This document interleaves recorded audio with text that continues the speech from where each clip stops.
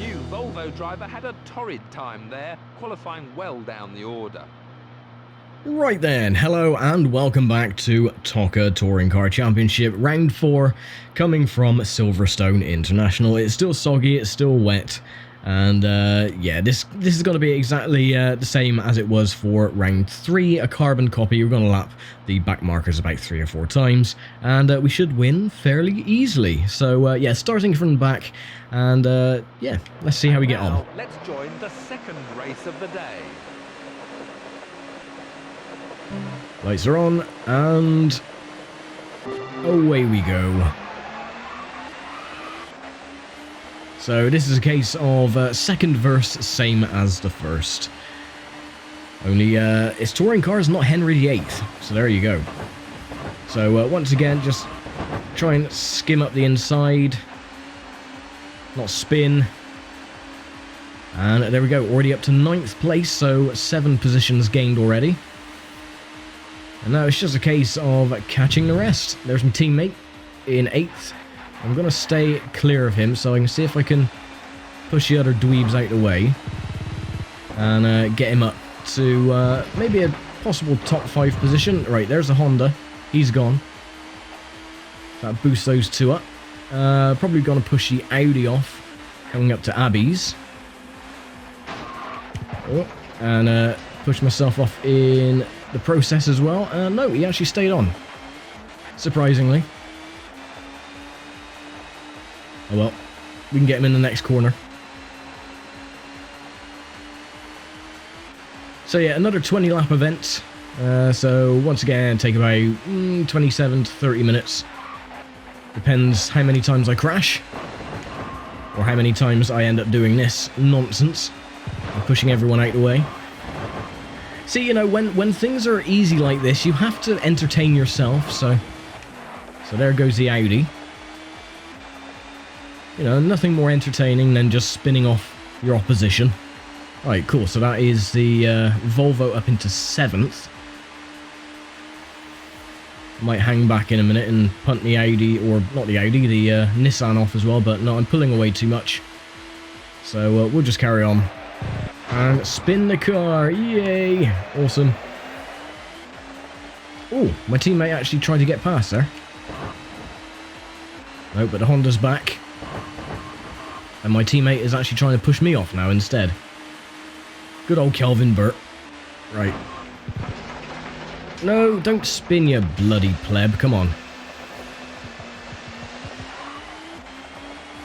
Oh well. Yeah, I've let the front runners get ahead a bit too far, so I'm just gonna carry on, go ahead, and catch up with good old Alan Menu and Jason Plato, who are no doubt leading the pack. Right, that's the Honda taken care of, so that is the Volvo up into, well, he's currently in 6th, he will be in 7th. And if I can punt the Nissan off, he'll be up into 6th again. He's going to take a wide berth. I don't want to go into him. Oh, God. A fastest lap time of a 1:43. Right, that's a Nissan taken care of. Good. Now, let's see how far back we are from 4th place. Once we get over the start-finish line, we'll see the timer at the bottom left. And we are... oh, 6 seconds, that's not bad. And the fastest lap time as well, 1:36.36. In the year 36.36. Oh, bloody hell, see what I mean? The little bumps just flings the car around completely. Oh, and there's that stupid Honda again. Bugger off. Hold on a minute. How the hell did he get... oh, I don't know. Don't mess with the ToCA logic. Right, we're going to have to push him off again. There we go. Now stay off this time. Yeah, I really don't understand how the Volvo, my teammate, was way ahead of the Honda, and then the Honda's like way back up there. It's like everyone just slams on their brakes. Yeah, that is... you get used to that after playing this for so many years. Oh well. Right, Audi is next.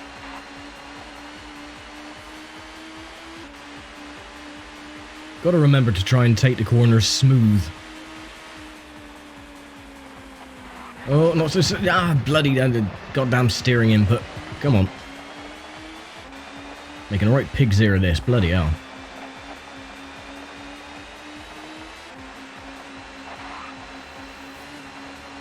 It's just a thing. Again, the bumps in the road are a problem. They are the ones that catch you out more often than you would like. So it doesn't matter if you steer with the most smallest of steering input, it still spins you around. But other times it doesn't. So it's a lottery. You know, you win some, you lose some. Right, there's the Audi. I'm assuming that is Bintcliffe. So Bintcliffe can go bye-bye. And that has got to be the other Audi. Or that might have been... Oh no, it's the other Honda. So that's got to be James Thompson in third. 2 seconds up the road. But catch up quickly.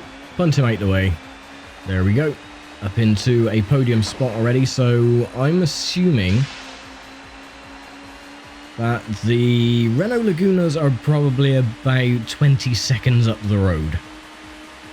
We'll see anyway once we get to the timing line. Oh no, 7 seconds, that's not too bad. That's better than I thought it would be. Usually they spear off into the distance and you really struggle to catch up to them. But no, they're actually playing fair this time, which is good. So that is definitely Jason Plato in second. He seems to be, in comparison to Alan Menu and Plato, Plato seems to have about 50 brake horsepower less than his teammate. That's better. That's what I wanted to do on the previous laps, not spin it every single time.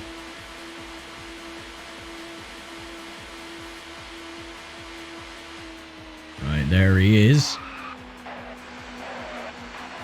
And, oh, there is Alan Menu right ahead. Nice, so we caught him up fairly easily. Come on. No, don't make me spin. There we go. Yay! Pirouettes off, into the gravel. Gone to make a sand castle.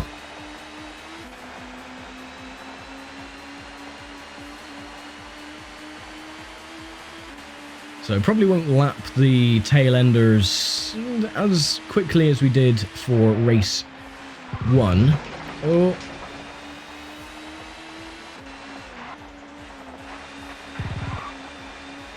Oh, we are actually catching them quite easily, so that's alright. So Menu will be caught with the back markers as well, but we'll pass him way before then.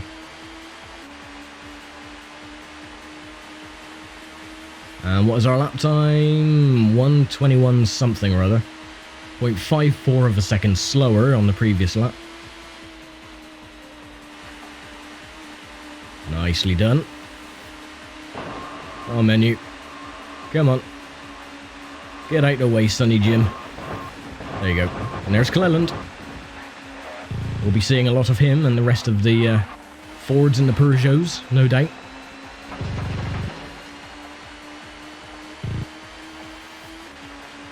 So 1 second down at the moment. I'm actually going to try and see if we can get a 119.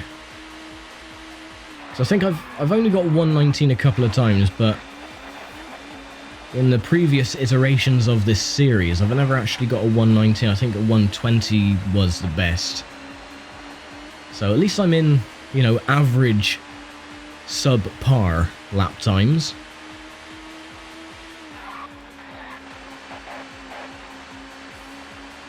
Still a second off. So this is, now we've got past the Renaults, this is literally just another time trial just to see if we can beat our fastest lap in these atrocious conditions, which don't have any alterations to the handling of the cars at all. That's one thing they did massively improve on ToCA 2 is the handling of the cars in wet conditions is very, very slidey compared to this one, which is identical all the way through. Whether it's wet, dry, it makes no difference whatsoever.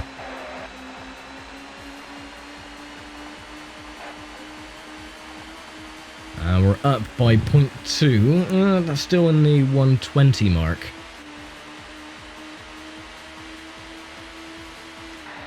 Late break here. Oh, I got a warning for dangerous driving. It's alright, it's fine. Poor old Derek Warwick. He's probably seeing stars. He's got a whiplash and everything else.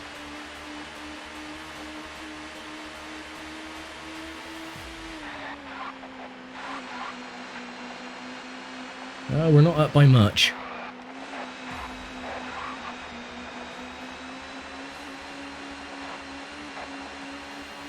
So at least we'll probably get a new fastest lap time, probably be about 120, 124.3. 121.3. Okay, so I was 0.3 off.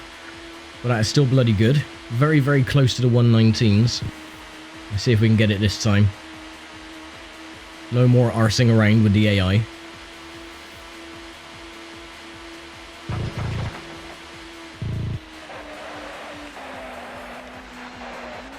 Oh, bloody hell, that was lucky. Right, we're up by 0.7. Good. Let's see if we can keep that. No spinning off. Let's see if we can get a 119.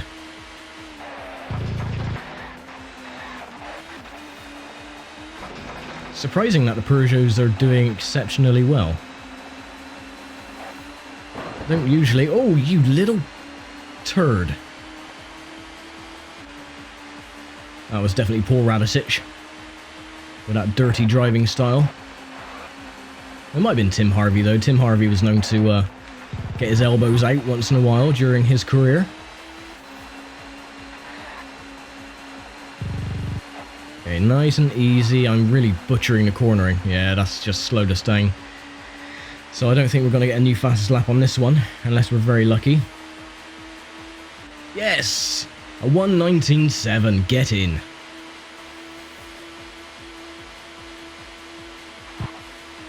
I sound like a speedrunner who's just got a personal best. And time. Well, there's my teammate. Hi, Kelvin. Bye, Kelvin. So he's probably going to be in 9th place again. The thing is with the AI as well is the reason that the Honda kept spearing in front of the Volvo when I was trying to spin the other cars out is that there's a set pattern that the AI need to be in. And that is why Kelvin Burt is like consistently being in like 9th place in the finishing order and qualifying as well. It's because all the cars are set by a pattern. And if you try and disrupt that balance, then the game sort of like pitches a fit, and then you get the massive rubber banding from the back markers. As we're coming up to lap John Cleland and crew once again. And one of the Audis as well. He's right back from where he was. Are we going to get a new fastest lap time? Oh, almost. Oh, bloody hell. That was so close to a 118. Jesus Christ. Okay. We'll try again then. We can get a 118.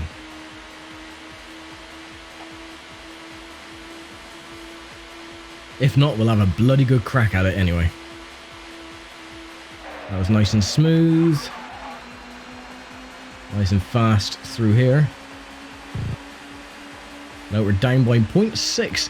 That was bloody quick going through there. How can we be down? It's redonkulous.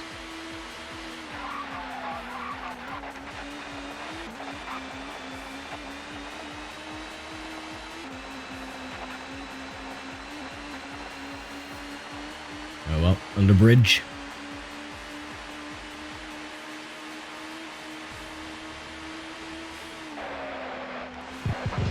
We made up a little bit of time. We're only 0.4.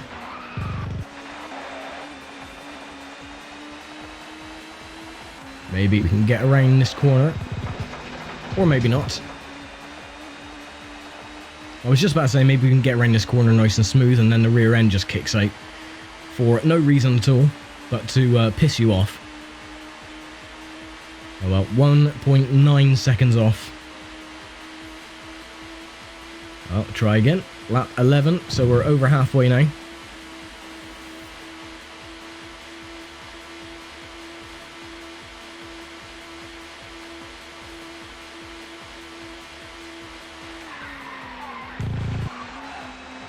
That was nice. I think might have been too hasty on the brakes, yeah, down by 0.3.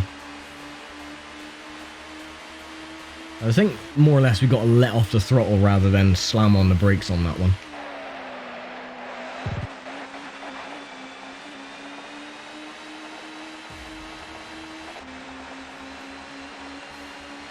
Okay, through bridge again.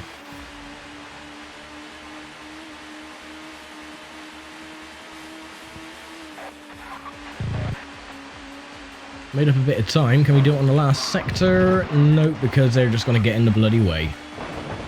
Well done, you pillock. Go on, get off.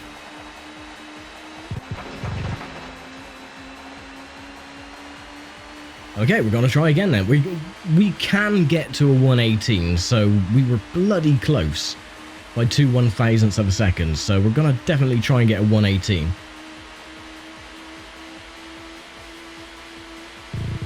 Cut the corner a little bit. Ooh. No, that's just scrubbed off a bit of speed, so I don't think we're going to get it this lap either. Honda getting in the way. Thank you. Goodbye.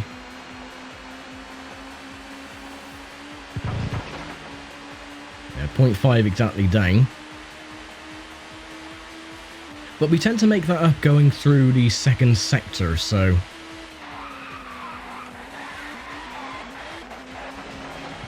No, that's just balls that lap up as well. Bloody hell.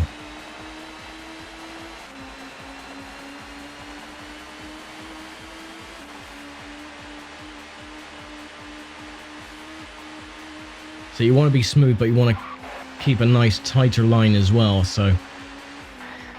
Oh, go on Audi, get out of the way. And there he goes into the barrier.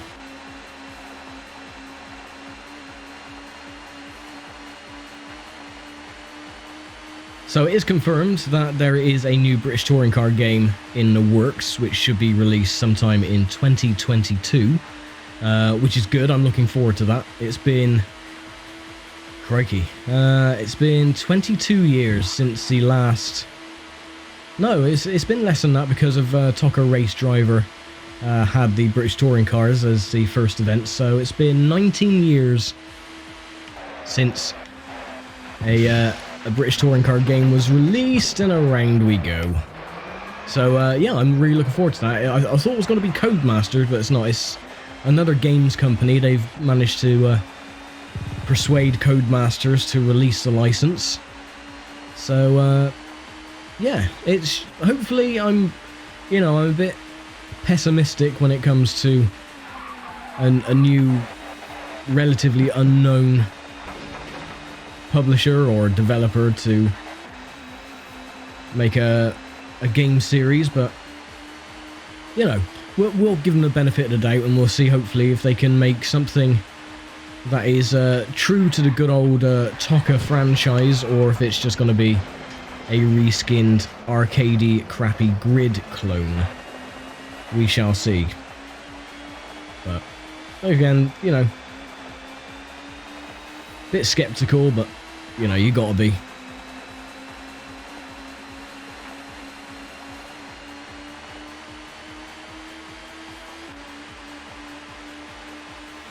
Right, lap 14. Let's see if lap 14 is our lucky lap to actually get into the 118s. And tight corner. No, bloody... Oh, you son of a... Blur. What? That is another thing as well, that the bumps in the tracks are so stupidly abnormal. Oh, hello. That you sort of get caught up on them, and you ground the car underneath, and you're doing this weird bouncing nonsense. And that is very, very prevalent when we get to Croft. Croft is very weird. I think literally what the problem is with Croft is that Croft was reintroduced into the touring car calendar in 1997, the year that this game was being developed. And I think that they didn't have much in the way of telemetry or data for the track itself. And I think that is why that the track is so incredibly bumpy and you have like massive ravines on the racing line. And it is very, very, very strange. But you'll see anyway, when we get to Croft halfway through the season, you'll see how just incredibly bumpy it is. Thankfully, that was fixed for ToCA 2. All the tracks were fixed for ToCA 2. It was like a whole new game. Get out the way. Kind of reminded me of that video floating around years ago of that lorry travelling down the M25 with a car stuck to the front of his bloody cab.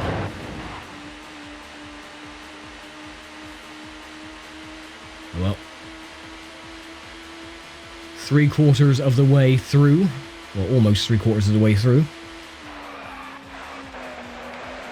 Don't spin it off, for God's sake.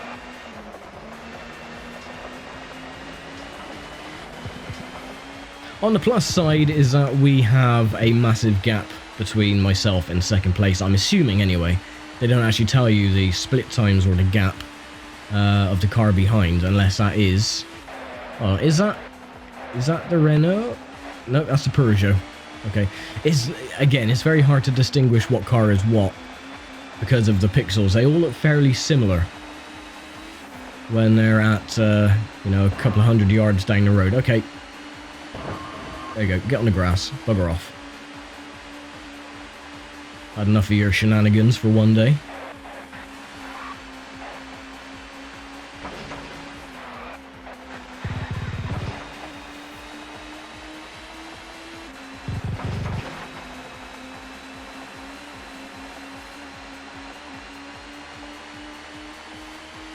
It would be nice that with the current gen of touring cars, you know, you got the TCRs and then you got the BTCs and everything else.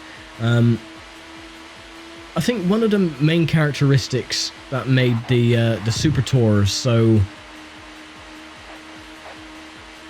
popular, I'm trying to think of my words carefully, but I think the reason that they were so popular was just how the way the cars looked. I mean, they had the very low suspension, you had the wheel arches that covered, you know, 1/4 of the front and rear wheels.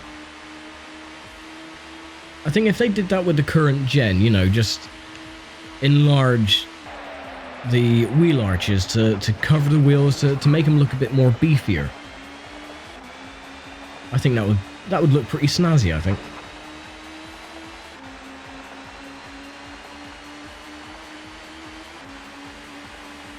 They just look cool. They sounded awesome as well. I actually found a bunch of some old photographs that were taken when I went to my first British touring car meeting in Thruxton in 1999. And it was absolutely scorching hot. And I remember it was scorching hot because I couldn't bloody move for like 3 days afterwards because I was so badly sunburnt. It was unreal. But yeah, good memories. Really enjoyed it. And we're actually coming up to lap a Renault. Would you believe it? And he's coming up to lap a Ford, so you can both get off into the grass, into the kitty litter, and go and have a barbecue somewhere. Because I'm in a Volvo, and the Volvo is power. Cool. So yeah, with that then, we should be coming up to lap Alamenu shortly. And that means we would have lapped the entire field multiple times with Alamenu last of the lapped machines. Oh, there's my teammate again. I'm going to see if I can give him a helping hand. Tap the Nissan. Nissan goes off. Volvo takes the position.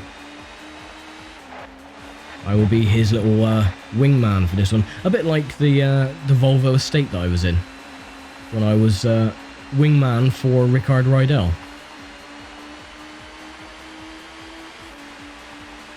But unlike the Volvo Estate, I have a little bit more oomph to my car, so I'm just going to take the position or lap my teammate, take the spot, and I will do the same with, I'm assuming this is Anthony Reid in the other Nissan. Come on, Anthony. Oh, no, I was going to tap him to spin him out there. Where's my teammate? Come on. Get past. There you go. I didn't want to pull out just in case he was coming round there at full pelt and would have rammed into the side of me, so.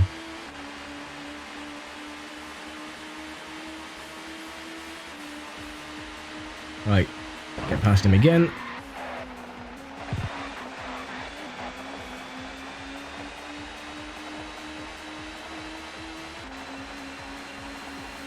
It's such a shame that they don't allow cheats to be used in the championship mode, because I mean, there's a couple of cheats where you can have like bouncy collisions and stuff like that, or even use a tank. So it would have been awesome to use a tank and just blast your cannon, see cars flying. But alas, is not to be. Oh well. 2 laps to go. Let's actually see if we can get another fastest lap. I'm determined to get a 118. If not here, then the last lap.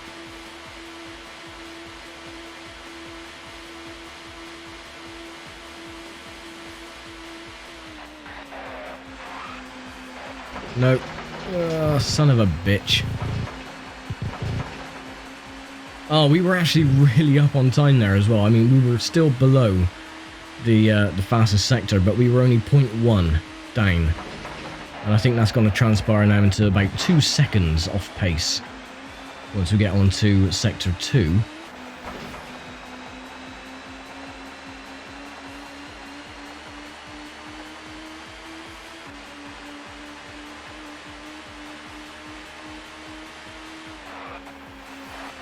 No, 0.9, so... Oh, well, we've got one more lap. Hopefully there's no back markers to get in the way and we can actually have a nice run for a possibly 1:18 lap time. Right. Full pelt, full concentration. Let's get to 1:18.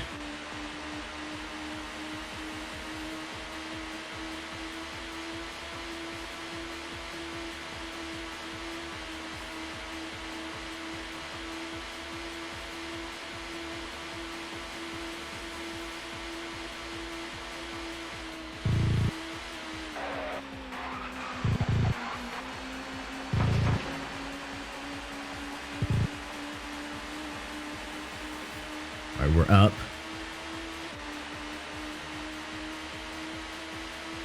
Back marker getting in the way.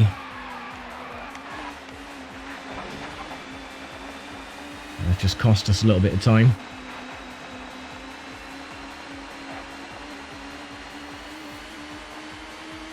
Too many bumps in the bloody track. Yeah, we're probably down on this split. Yeah, not by much, so we can probably still do this.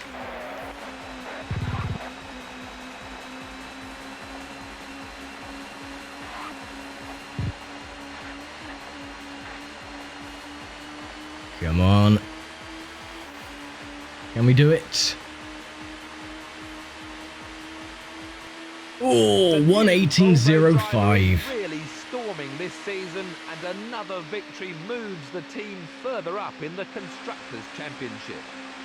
Absolutely. Kelvin Burt, come on, man.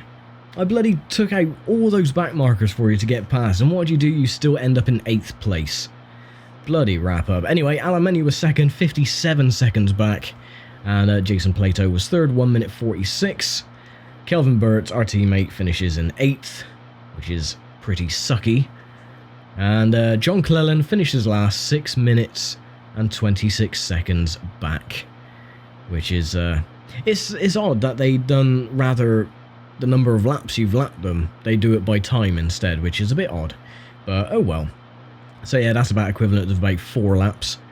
So let's see the championship standings. There you go. Anything could still happen, but look who's in the lead. Look who's in the lead indeed. Yes, we have a 60-point lead at the moment. With, I think, what was that? Alemannia was on 57 or something like that. I don't know. I've forgotten already. I was looking at the top of the table rather than who was in other places. But yeah, there you go. That was round 4 complete.